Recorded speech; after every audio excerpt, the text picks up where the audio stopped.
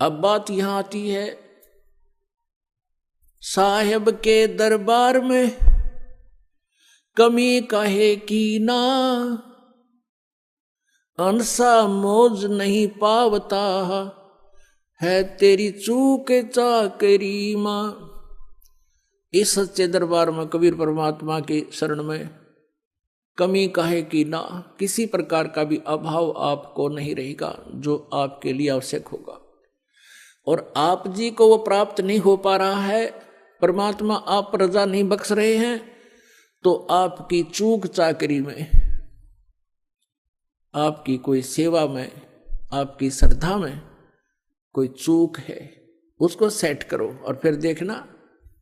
कैसे। कई भोले व्यक्ति क्या कहते हैं, जी आपने जोत बोला था, मैंने जोत भी चढ़ा दी,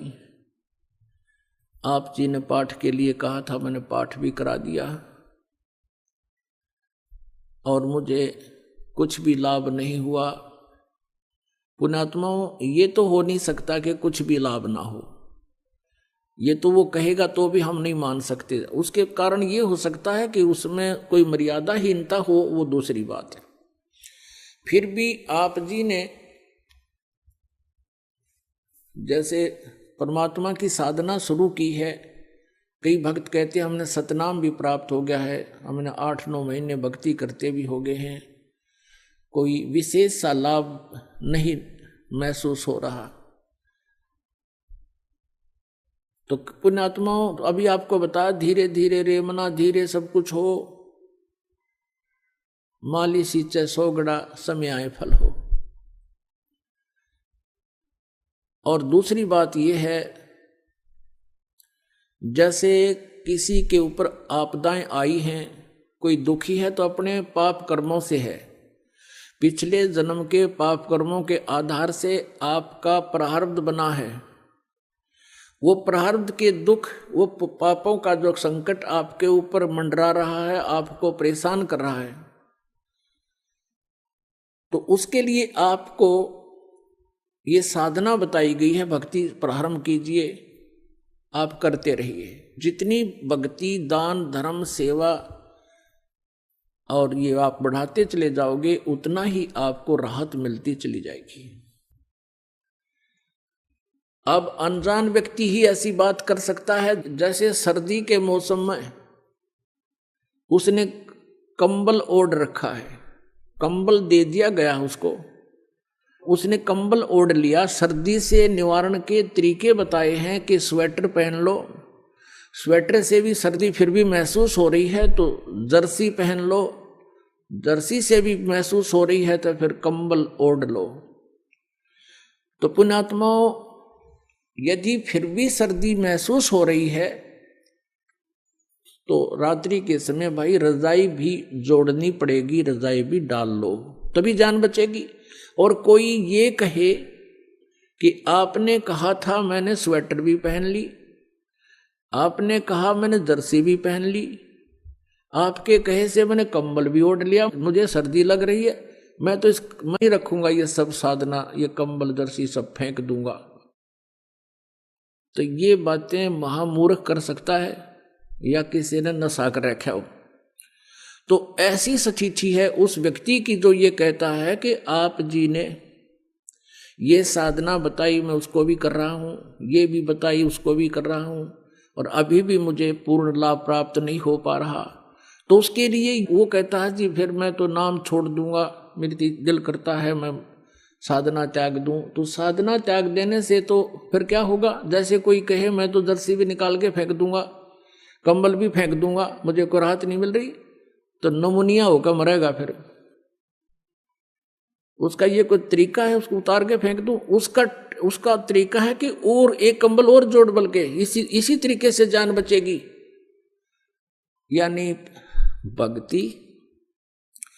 आप अपने मंत्र का जाप और जितना भी ये हवन आदि के लिए, ज्योति के लिए जो भी आप कर सकते हो, सामर्थ्य अनुसार इसको बढ़ाते चले जाओ, इसी से आपका जीवन सुरक्षित होगा। क्योंकि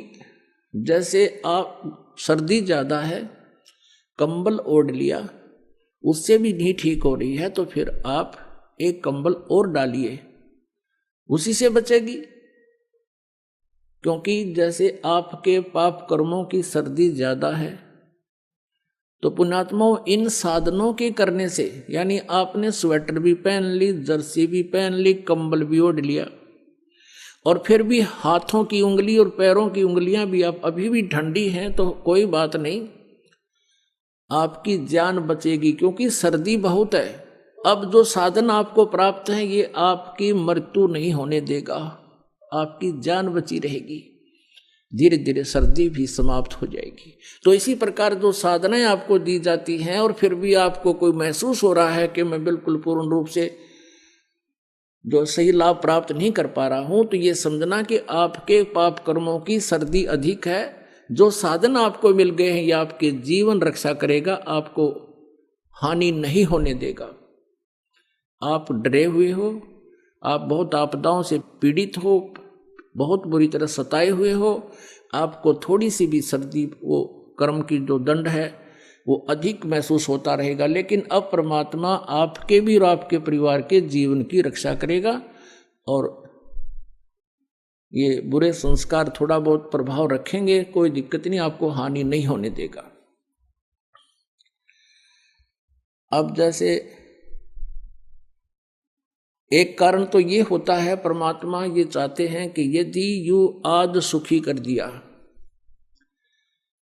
यदि आज ही आपको सभी सुख कर दें, तो कल आप यहां नहीं आओगे, ठेकियां पे खड़े पाओगे शराब वालों पे,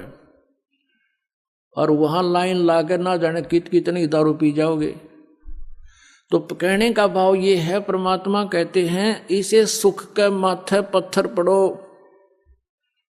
सुख के माथे सिला पड़ो, जिसते नाम हृदय ते जावे, और बलिहारी व दुख के जो पल पल नाम रटावे। परमात्मा कबीर जी कहते हैं कि आप यही प्रार्थना किया करो, हे भगवान ऐसा सुख ना देना जिससे आपकी भूल पड़ जावे, आपसे दूर हो जाऊं, आग लगे से सुख के, और बलिहारी उस दुख के जो आपकी याद दिलावे पल पल में। तो इतना कष्ट भी अनिवार्य ही होगा, वही परमात्मा आप पर बनाए रखेगा, और आप यदि भगवान से दूर होगे तो फिर वो सारा ही कष्ट आ जाएगा, बहुत हानि हो जाएगी। तो इस प्रकार इस परमात्मा की तत्व ज्ञान को समझकर आप जी ने अपने इस उद्देश्य को पूरा करना है, यानी ये हॉस्पिटल जो है जन्म और मृत्यु के रोग को काटने वाला है। जब तक ये रोग आपका नहीं कटेगा, आपको सुख प्राप्ति नहीं हो सकती। परमेश्वर कहते हैं कबीर जी के झूठे सुख को सुख कहे, ये मान रहा मनमोद, ये सकल चबीना काल का, कुछ मुख में कुछ गोद है।